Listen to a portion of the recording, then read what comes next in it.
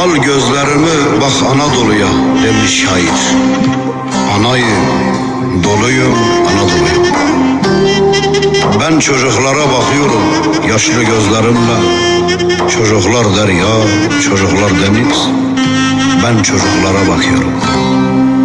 Çocuklar hazinemiz ve her şeyimiz. Ben çocuklara bakıyorum. Yıldız, yıldız gibi parlak ve tertemiz. Ben çocuklara bakıyorum. Çocuklar gökyüzü ve istikbalimiz.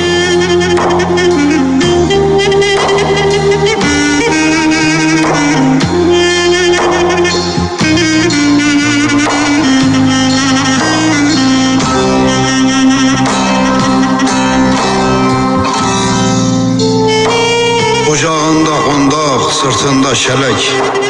Hemşerim o köylü benim anamdır. Çayırda, tarlada veriyor emek.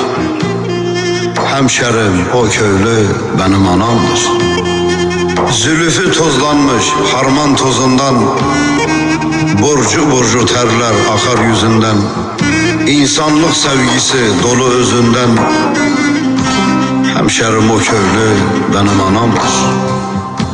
Beyaz yazma ile bağlıdır başı. Yüzünde parlıyor aşkın güneşi. Çile ile büyüttü garip bektaşı.